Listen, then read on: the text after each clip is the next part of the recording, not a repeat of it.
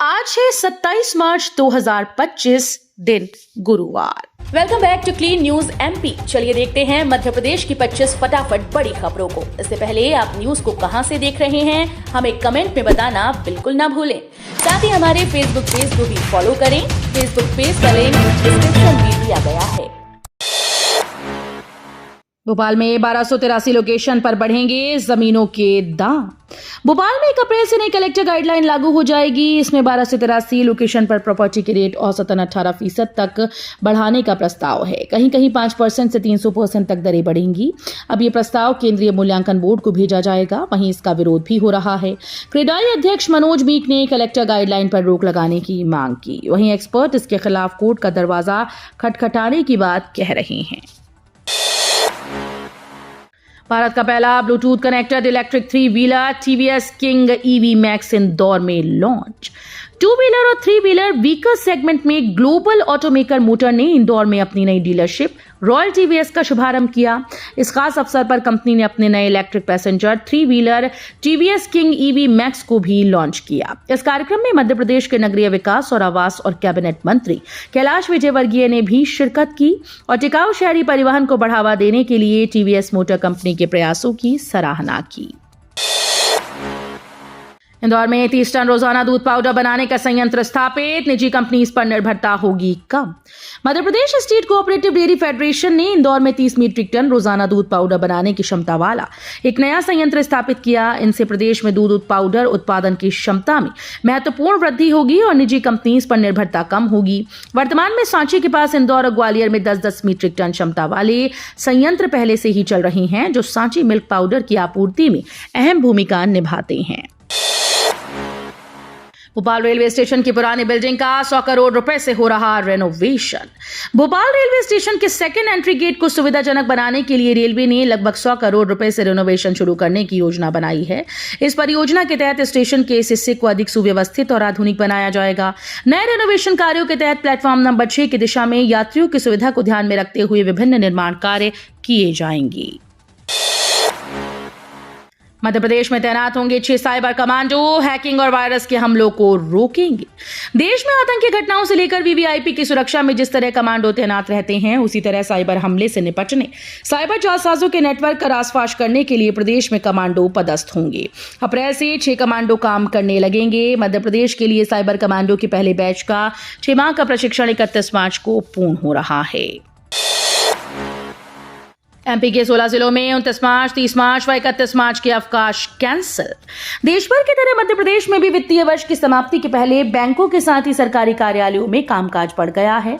इसका असर अधिकारियों कर्मचारियों के अवकाश पर भी पड़ रहा है। प्रदेश के पंजीयन विभागों में तो मार्च माह में अवकाश निरस्त कर दिए गए। शनिवार रविवार के सार्वजनिक अवकाश में भी पंजीयन का काम करना पड़ रहा है। शिवराज सिंह चौहान वीडी शर्मा केस में अब 23 अप्रैल को होगी सुप्रीम कोर्ट में सुनवाई।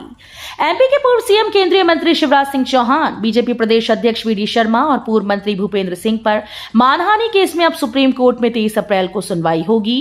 कांग्रेस सांसद विवेक तन्खा के द्वारा यह केस दायर किया गया। विवेक तन्खा ने बीजेपी के तीनों नेताओं पर ओबीसी विरोधी होने के बयान पर मानहानि का केस लगाया था। 10 करोड़ रुपए के इस मानहानि केस में कोर्ट में बुधवार को सुनवाई होनी थी, लेकिन ये टल गई। सुनवाई के लिए सुप्रीम कोर्ट ने अब 23 अप्रैल की तारीख तय की। भोपाल में आरएसएस के अध्ययन में बड़ा खुलासा। मुस्लिम बाहुल्य इलाके से हिंदू परिवार कर रहे पलायन। राजधानी भोपाल के पुराने शहर यानी मुस्लिम बाहुल्य क्षेत्र से हिंदुओं का तेजी से पलायन हो रहा है। यह खुलासा राष्ट्रीय स्वयंसेवक संघ की अध्ययन रिपोर्ट में हुआ। संघ अपनी स्थापना के 100 वर्ष पूरे करने जा रहा है। उसने मध्य भारत क्षेत्र में एक व्यापक सामाजिक अध्ययन किया है। इस अध्ययन के दौरान 103 प्रकार की समस्याओं की पहचान की गई, जो प्रत्येक जिले के हिसाब से अलग अलग है। संघ के अनुसार भोपाल के पुराने शहर में जनसंख्या संरचना में तेजी से बदलाव देखने को मिला है। कर्मश्री का हिंदू नववर्ष उत्सव। राजधानी भोपाल में शनिवार को कर्मश्री संस्था के द्वारा आयोजित किए जाने वाले अखिल भारतीय कवि सम्मेलन के रूप में हिंदू नववर्ष का उत्सव धूमधाम से मनाया जाएगा। यह आयोजन अटल पथ पर प्लैटिनम प्लाजा माता मंदिर तात्या टोपे नगर में 8 बजे से रात शुरू होगा। इस वर्ष यह आयोजन 25वें साल में प्रवेश कर रहा है और कोविड-19 के समय को छोड़कर यह आयोजन निरंतर होता रहा है। आंगनबाड़ी में बर्तन खरीद के नाम पर करोड़ों का घोटाला। एमपी के सिंगरौली जिले की आंगनबाड़ियों में बर्तन खरीद के नाम पर बड़ा घोटाला सामने आया। यहां सिर्फ थालियों पर 2.83 करोड़, बाल्टियों पर 31 लाख, गिलासों पर 74 लाख, चम्मचों पर 17 लाख और कंटेनर्स पर 61 लाख खर्च कर दिए गए। इसमें चौंकाने वाली बात यह है कि ये सभी बर्तन छत्तीसगढ़ के कोरिया जिले से खरीदे गए। महिला एवं बाल विकास मंत्री निर्मला भूरिया ने कहा कि दोषियों पर कार्रवाई शुरू कर दी गई है। एमपी समेत देश के 19 एयरपोर्ट पर उतरेगा पीएम मोदी को लेकर उड़ने वाला 777 एयरलाइनर। राजधानी के राजा भोज इंटरनेशनल एयरपोर्ट पर अब 400 यात्रियों को ले जाने वाले विमान की लैंडिंग हो पाएगी। प्रधानमंत्री के लिए सेवाएं देने वाले स्पेशल एयरलाइनर 777 की सफल लैंडिंग पहली बार राजा भोज एयरपोर्ट पर की गई। एयरलाइनर 777 अपनी पूरी रफ्तार के साथ जमीन पर उतरा। टर्मिनल पर इसकी आधे घंटे तक तकनीकी जांच की। डायरेक्टर जनरल सिविल एविएशन से अनुमति के बाद देश के 19 एयरपोर्ट का चयन एयरलाइनर उतारने के लिए किया है। गर्मी के बीच एमपी के कई इलाकों में पानी की समस्या। भीषण गर्मी के बीच एमपी के कई इलाकों में पानी की समस्या शुरू हो गई। इस बीच खंडवा में कैबिनेट मंत्री डॉक्टर कुंवर विजय शाह ने कलेक्टर सभागृह में अधिकारियों के साथ समीक्षा बैठक की, जिसमें मंत्री विजय शाह ने अधिकारी को जरूरी दिशा निर्देश दिए। उन्होंने कहा कि गर्मी के मौसम को देखते हुए लोगों को पर्याप्त पानी मिले। एमपी में मछली माफिया सक्रिय है। कांग्रेस ने बीजेपी सरकार को घेरा। मध्य प्रदेश में अब मछली माफिया हावी है, ये कहा है कांग्रेस ने। जीतू पटवारी ने उनके पास आई एक शिकायत के बाद कहा कि एमपी में हर तरह का माफिया है। अब तक हम शराब, शिक्षा, नशा माफिया देखते आए थे, लेकिन अब यहां मछली माफिया भी अपने पैर फैला रहा है। इसी के साथ उन्होंने कहा कि वो इस शिकायत पत्र को सीएम मोहन यादव के पास भेजेंगे।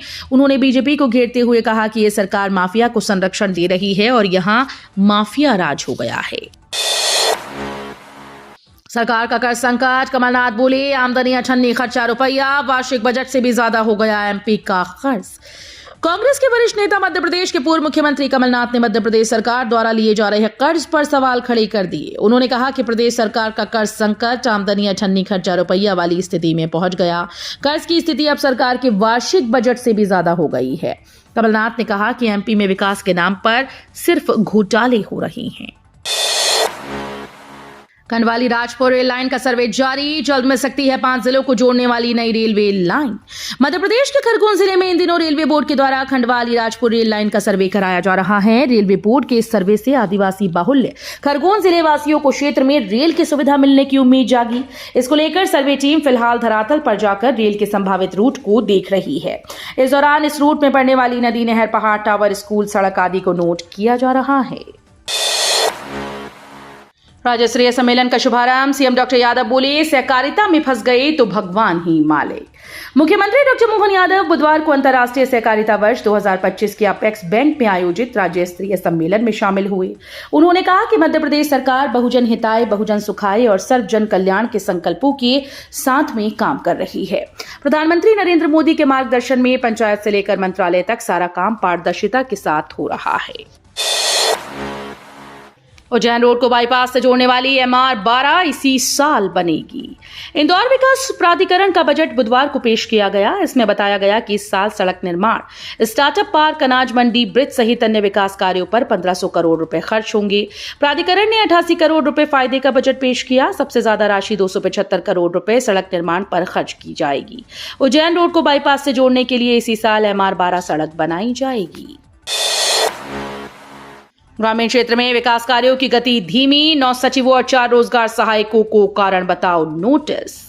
ग्रामीण क्षेत्रों में सरकारी योजनाओं का क्रियान्वयन मनमाने तरीके से किया जा रहा है, जिससे आम जनता को विकास कार्यों का समुचित लाभ नहीं मिल पा रहा।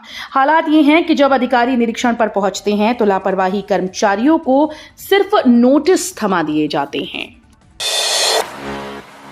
एमपी की राज्य मंत्री प्रतिमा बागरी के जाति प्रमाण पत्र पर सवाल। कांग्रेस ने कहा वो अनुसूचित जाति वर्ग की नहीं।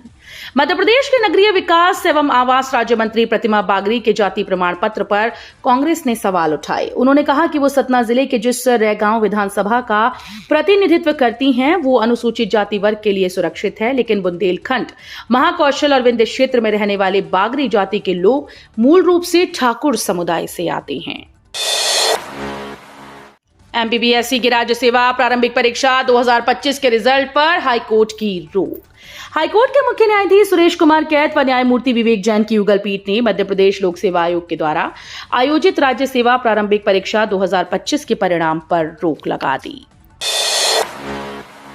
पीएम आवास का लाभ गांव-गांव तक पहुंचाने 31 मार्च तक पूर्ण करें सर्वे। मुख्यमंत्री ने बैठक में अधिकारियों से कहा कि प्रधानमंत्री आवास योजना का लाभ जनजातीय गांव तक 31 मार्च 2025 तक पहुंचाने के लिए सर्वे कार्य को शीघ्र पूर्ण किया जाए। उन्होंने ये भी निर्देश दिया कि किसी भी जनजातीय परिवार को पक्का आवास पाने से वंचित न रखा जाए। इसके अलावा मुख्यमंत्री ने जनजातीय ग्रामों में टिकाऊ खेती को बढ़ावा देने और किसानों को पर्यावरण अनुकूल खेती के लिए प्रोत्साहित करने की आवश्यकता जताई। शारदा सदन ग्रंथालय का आंदोलन जारी। मुख्यमंत्री ने किया था उद्घाटन, कलेक्टर ने लगवाया ताला। शारदा सदन ग्रंथालय को लेकर महेश्वर नगर में बीते 2 सप्ताह से आंदोलन जारी है।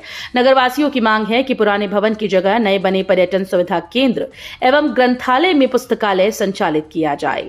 इस भवन का उद्घाटन प्रदेश के मुख्यमंत्री डॉक्टर मोहन यादव ने नगर में हुई कैबिनेट बैठक के दौरान किया था। हालांकि उद्घाटन के कुछ दिनों बाद खरगोन कलेक्टर श्रीमती भव्या मित्तल ने इस भवन पर ताला लगवा दिया, जिससे नगरवासियों में रोष है। मध्य प्रदेश में चीतों ने इंसानों के बीच जमाया डेरा। कूनो नेशनल पार्क टीम के सामने नई मुश्किल।